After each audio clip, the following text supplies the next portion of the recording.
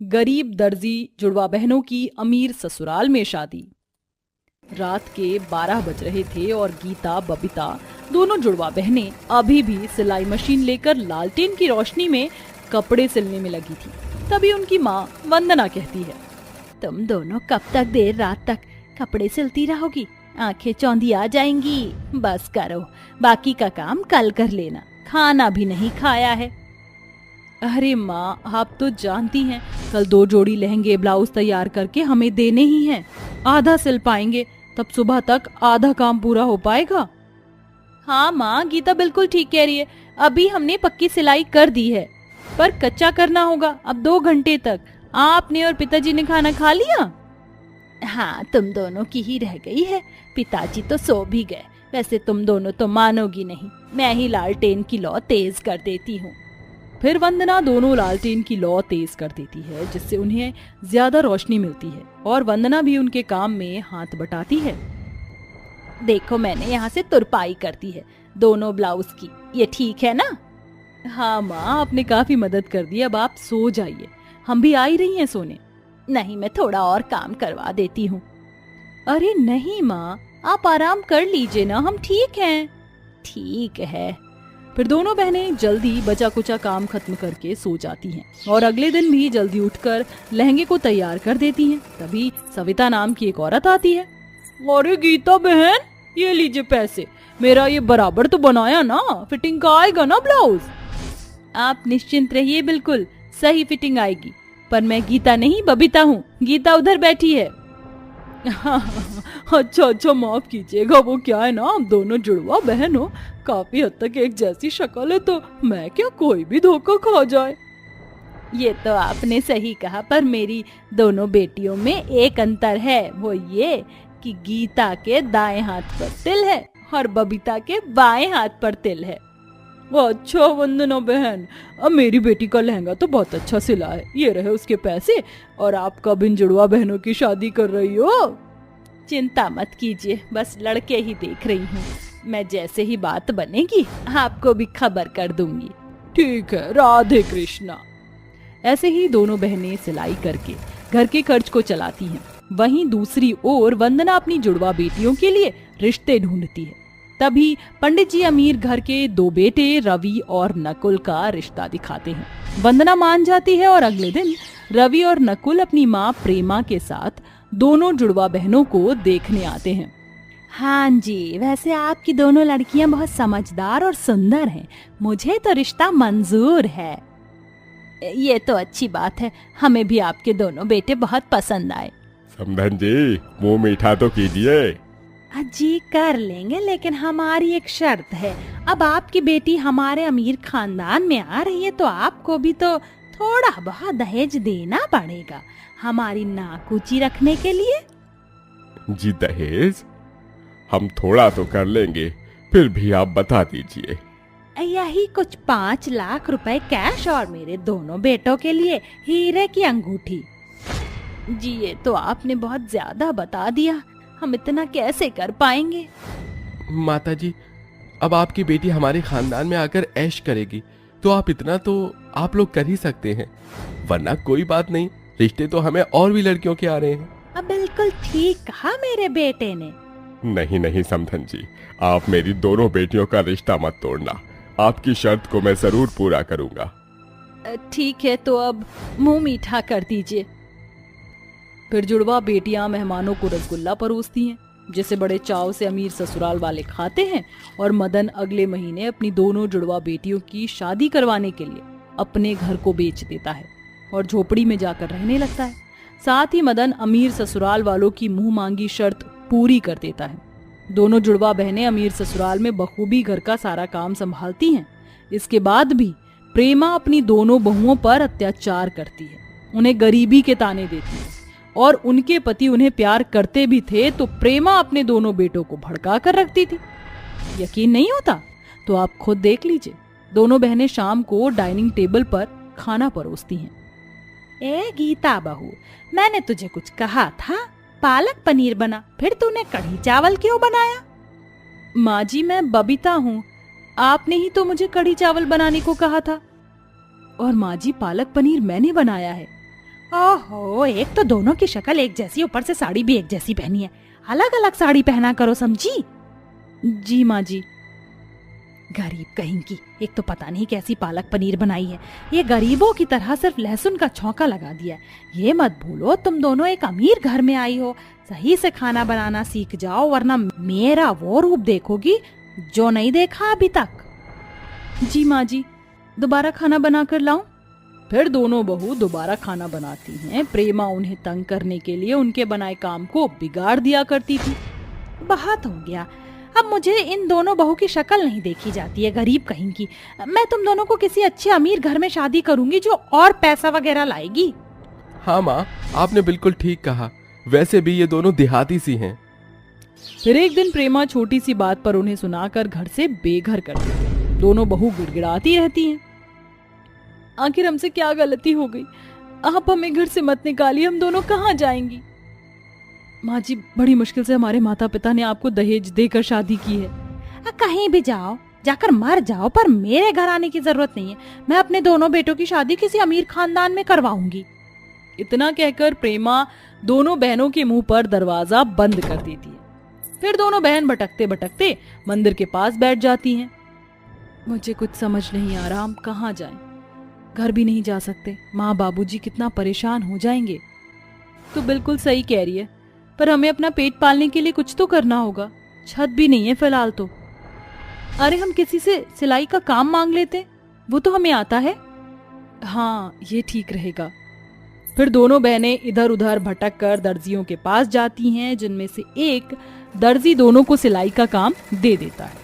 मात्र 2 घंटे में दोनों बहनें बेहद सुंदर दुल्हन का जोड़ा तैयार कर देती हैं, जिससे वो बहुत ज्यादा खुश हो जाता है और दोनों बहनों को काम पर रख लेता है। फिर महंगे डिजाइनर कपड़े दोनों बहन ही तैयार करने लग गई। वक्त गुजरता है। एक दिन दोनों बहनों की कारीगरी देखकर मशहूर फैशन डिजाइनर सौम्या उनसे मिलने आती है। तुम दोनों जुड़वा बहनें ही हो ना, जो काफी समय से मेरी ड्रेस को सिल रही हैं?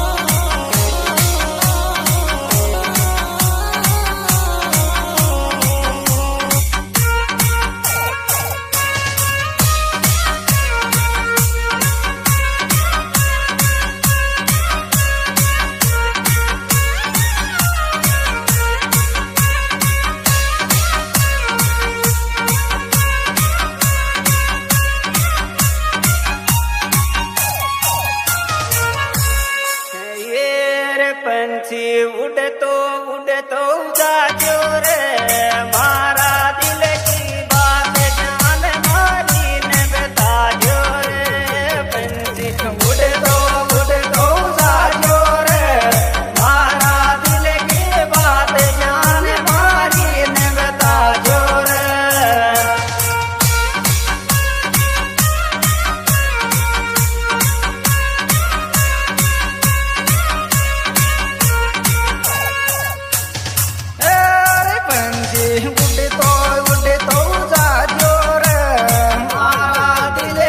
बात जान मारी ने बताजो रे।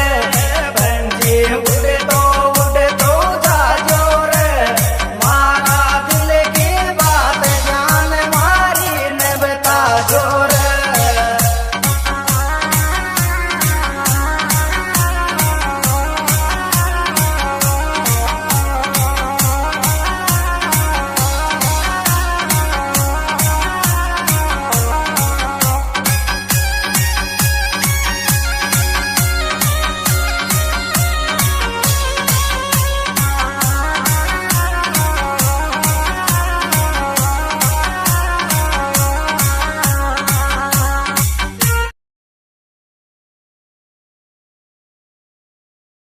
जी, कोई खराबी आई है क्या? अरे नहीं नहीं, बल्कि मैं तो तुम दोनों से बहुत इम्प्रेस हूँ। मेरे कपड़ों की काफी तारीफ होती है, इसीलिए तुम दोनों को यहाँ कम कीमत पर काम करने की कोई जरूरत नहीं है। तुम्हें अपना एक बुटीक सौंप रही हूँ जिसे तुम हैंडल करोगी और उसका 70% भी तुम ही यूज करना। क्या सच में मैम? हाँ बिल्कुल। फिर दोनों जुड़वा बहनें मशहूर फैशन डिजाइनर सौम्या के बुटीक को संभालती हैं और स्टाइलिस्ट कपड़े बनाती हैं, जिससे धीरे धीरे दोनों मशहूर हो जाती हैं और अपना खुद का बुटीक ओपन करती हैं। उनकी गरीबी खत्म हो जाती है। वहीं दूसरी ओर पैसों के लालच में प्रेमा जिन लड़कियों से अपने बेटों की शादी करती है, वो सारा पैसा चोरी करके उन्हें सड़क पर ले आती है। पूरा परिवार दर दर भटकता है और एक दिन दोनों बहन जब गाड़ी में जाती हैं तो प्रेमा और दोनों बेटे उनकी गाड़ी के सामने आ जाते हैं। बहू, छोटी बहू, गाड़ी रोको। बहू, कहाँ नहीं ढूंढा मैंने तुम दोनों को। हमें माफ कर दो, मुझे अपनी गलती का एहसास हो रहा है। पता है तुम दोनों के जाने के बाद क्या हुआ? उनकी गरीबी की हालत देखकर दोनों बहनें उनकी सारी बातें सुनती हैं। ये तो आप लोगों के साथ बहुत बुरा हुआ, पर कहते हैं ना, जैसी करनी वैसी भरनी। तो सही हुआ है आप लोगों के साथ। हाँ, हम दोनों भाइयों से और माँ से गलती हुई है, पर हमें अपनी गलती का पछतावा हो गया है। बबीता, वापस आ जाओ। हाँ गीता, कभी नहीं। आप सबने हम दोनों बहनों के साथ तो बुरा किया और हमारे माता पिता को भी बेघर कर दिया, इसलिए हम आप जैसे लालची लोगों के पास वापस नहीं आएंगे। इसलिए चले जाइए, हम आपको नहीं जानते हैं। जुड़वा बहनों के अमीर ससुराल वालों को अपनी गलतियों की सजा मिल जाती है। वह गिड़गिड़ाते रहते हैं, पर दोनों बहनें उन्हें माफ नहीं करती हैं और अपने माता पिता को अपने बंगले में रखती हैं और उनकी सेवा करते करते ही खुशी खुशी जिंदगी गुजारती हैं। अंजना एक गरीब घर की विधवा औरत थी, जिसने अपने बलबूते पर 5 बेटों को पढ़ा लिखा कर बड़ा किया था। घर की दशा काफी दयनीय थी। वक्त रहते अंजना अपने 5 बेटे नितिन, सागर, मिहिर, सौरभ, पवन की शादी एक ही घर की 5 बेटियों से कर देती है, जो कि एक मध्यम वर्ग के घर से होती हैं, और दहेज में उनके माता पिता ने काफी चीज दी थी। 5 बहू का अंजना गृह प्रवेश करती है। आ जाओ बहू, मैं इस घर की जिम्मेदारी अब तुम पांचों को देती हूँ। अगर कुछ ना भी आए तो डरना मत, मुझे कह देना, मैं तुम्हारी मदद करूँगी। जी माँ जी, आप निश्चिंत रहिए, हम आपके घर का सारा काम कर लेंगे। वो माँ जी, हम पांचों के बक्से थे, बहुत ज़रूरी सामान है उसमें, कहाँ रखें? हाँ माँ जी बताइए ना, इन्हें थोड़ा सही सी जगह पर रखना है। अरे बेटा, कोई जगह और अलमारी तो है ही नहीं। तुम पांचों अंदर वाले कमरे में या अपने अपने कमरे में ताला लगा कर रख दो इस बक्से पर, यही ठीक रहेगा। ठीक है माँ जी। फिर पांचों बहू अपने कमरे में चली जाती हैं। तभी भारती मिहिर से कहती है, अजी एक आपको बात कहूँ, तुम्हारा तो कमरा भी छोटा है और देखिए ना, खिड़की पर कोई दरवाजा नहीं है, ना पर्दा है, दीवार भी टूटी फूटी है। आपने घर नहीं बनवाया? अब मैं घर कैसे बनवाता, मेरे अकेले के बस की बात नहीं है। पर दोनों भाई का काम चल रहा है और दोनों छोटे भाई तो अभी अभी काम पर लगे हैं, पैसा कुछ भी जुड़ा हुआ नहीं है। पर तुम फिक्र मत करो, थोड़ा समय काम करके पैसा जोड़ लेंगे तो घर की मरम्मत करवा देंगे। जी इतना सब्र तो करना ही होगा। वक्त गुजरता है, पांचों बहुएं जैसे तैसे गरीब ससुराल में रहती हैं। काम में वो बिल्कुल सर्वगुण संपन्न थी, तो अंजना को किसी बात की शिकायत नहीं थी। पर अब धीरे धीरे घर में राशन कम आने लग गया, जिस वजह से कभी एक बहू भूखी रहती तो कभी दूसरी। एक दिन पांचों पति मुंह लटका के घर आते हैं। क्या हुआ मिहिर, सौरभ, नितिन, सागर, तुम पांचों इतना मुंह क्यों लटका कर आ रहे हो? अब क्या बताऊं माँ, जिस जगह हम पांचों भाई काम कर रहे थे उस मालिक ने हमें निकाल कर दूसरे वर्कर्स को रख लिया, वो भी कम दाम पर। अब हम क्या खाएंगे पिएंगे? जी आप सब पानी पी लीजिए। अब क्या होगा, घर का खर्चा कैसे चलेगा? इतने दिन से वैसे भी कोई खाना नहीं खा पा रहा है ठीक से। अब एक ही रास्ता बचा है। मैंने अपने दोस्त विकास से बात की है, उसने हमें शहर बुलाया है, वहाँ हमारा काम लगवा देगा, तो हमें अभी निकलना होगा। ठीक है बच्चों, ध्यान से जाना। रुको, मैंने बेसन के लड्डू बनाए थे, वो लेकर जाओ। रेशमा बहू जरा लेकर आना। जी माँ जी। काम जमाने में समय लगेगा, इसलिए आप सब अपना ख्याल रखना। फिर अंजना बेटों के लिए लड्डू बांध देती है और वो शहर के लिए निकल जाते हैं, जहाँ उनका दोस्त एक फैक्ट्री में पांचों भाइयों को नौकरी दिलवा देता है। वहीं पांचों बहू सोच में पड़ी थी। मुझे समझ नहीं आ रहा दीदी, अब दोपहर के खाने में क्या बनाए? खाना तो है ही नहीं। मैं सोच रही हूँ, माँ ने हमें जो गहने दिए हैं उसमें से एक गहने को सुनार पर बेच देते हैं, घर का घर चलाने में मदद हो जाएगी। कोई जरूरत नहीं है, कल चली जाना, आज का तो इंतजाम कर लिया। मटकी के पास 100 रुपए थे, तो मैं दाल चावल ले आई, दोनों टाइम बना दूंगी, काम चल जाएगा। ठीक है दीदी। बहू खाना बना दिया क्या तुमने? ये लो 20 रुपए ले लो, मुझे धोती की गांठ में मिले हैं। जी अभी जरूरत नहीं है, आप अपने पास रख लो और खाना थोड़ी देर में तैयार हो ही जाएगा। फिर 2 बहू खाना तैयार कर लेती हैं और 3 बहू कुएं से पानी भरकर ले आती हैं। शुक्र है दीदी, घर पहुंच गए। उस कुएं के पास कितना खाली जंगल है और वहाँ सबसे ज्यादा कैक्टस के पौधे लगे हुए हैं, किसी को चुभ गए तो? वही तो दीदी, जंगल की तरफ कौन ही जाएगा। तीनों अपने मटके रखकर हाथ मुंह धो लेते हैं और पांचों बहू सास के साथ बैठकर खाना खाती हैं। शाम का भी जुगाड़ हो जाता है, फिर वो सो जाती हैं। पर वही उनकी टूटी फूटी झोंपड़ी होने की बाद भी रात को 2 चोर उनके घर में घुस आते हैं और नए बक्से पर नजर मार के कहते हैं, वैसे तो इतना टूटा फूटा घर है, आसपास कुछ दिख भी नहीं रहा है, मुझे नहीं लगता कि यहाँ कुछ चोरी करने के लिए मिलेगा। अरे तू सही बोल रहा है, पर 2-3 बक्सों पर ताला लगा है, इन्हें तोड़ लेते हैं, शायद इनमें पैसे सोना चांदी रखा हो। हाँ ठीक है। दोनों चोर बड़ी होशियारी से पांचों बक्सों को एक पिन से खोलते हैं और उसमें से सारे कीमती गहने निकाल कर भाग जाते हैं। जाने से पहले जब चोर टूटी हुई छत से निकलकर भाग रहा था तो एक बाल्टी में उसका पैर लग जाता है, जिससे काव्या जाग जाती है। अरे ये इतनी जोर की आवाज कैसी थी, जरा जाकर देखती हूँ। काव्या जैसे ही थोड़ा आगे जाती है तो उसे बक्से खुले हुए मिलते हैं। हे भगवान, इसमें तो माँ के दिए हुए गहने रखे थे, चोरी हो गए। माँ जी, रेशमा, नीतू, सलोनी उठो, देखिए क्या हो गया। हे भगवान, चोरी कैसे हो गई? और दूसरे बक्से भी खाली हैं, इसमें तो ताला लगाया था ना। माँ जी, वो चोर बड़ी होशियारी के साथ बक्से को खोलकर सारे गहने ले गए। अब क्या होगा? सोचा था कि इन गहनों से ही घर का खर्चा चलाएंगे, अब तो वो भी नहीं हो सकता। माँ ने हमारे इतने प्यार से दिए थे हमें। अब क्या कर सकते हैं? हमें ऐसा कुछ करना चाहिए जिससे चोर दोबारा हमारे घर में ना आए। टूटी हुई छत है, खिड़की भी मजबूत नहीं है। चोर ने इसी चीज का फायदा उठाया है। आइडिया दीदी, आपने देखा था ना उसे जंगल में काफी सारे कैक्टस के पौधे थे, क्यों ना उसी से ही हम घर के बाउंड्री ढक देते हैं, जिससे चोर उन कांटों की वजह से घर में नहीं आ पाएगा।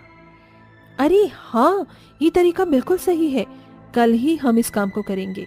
इतनी बड़ी चोरी होने के बाद किसी को भी नींद नहीं आती है, लेकिन पांचों बहू और सास सो जाती हैं और अगले दिन उस जंगल से कैक्टस के छोटे छोटे पौधों को लाकर पूरे घर को ढक देते हैं। अब सही है, ये काम अगर हम पहले कर लेते तो हमारे इतने सारे गहने चोरी नहीं होते। अब नहीं आ पाएगा वो चोर। तो चोरी करने के लिए भी अब कुछ नहीं है। मैं सोच रही हूँ इन छोटे छोटे पौधों से ही खिलौने और छोटे घर बना देती हूँ और बाजार में बेच दूंगी। हाँ, चलो यही करते हैं। फिर पांचों बहू छोटे छोटे कैक्टस के पौधों से छोटे घर और खिलौने तैयार कर लेते हैं। तभी सलोनी के हाथ में कैक्टस का कांटा चुभ जाता है। दीदी, मेरे हाथ से ये निकालना बहुत दर्द हो रहा है। कुछ नहीं होगा, डर मत, अभी निकाल देती हूँ। ये देख, निकल गया ना। फिर पांचों बहू कैक्टस के खिलौने बनाकर बाजार में बेचती हैं। आइए आइए, इन छोटे छोटे कैक्टस के पौधों से बने खिलौने ले जाइए, इससे आपके घर में कोई चोरी नहीं होगी। आइए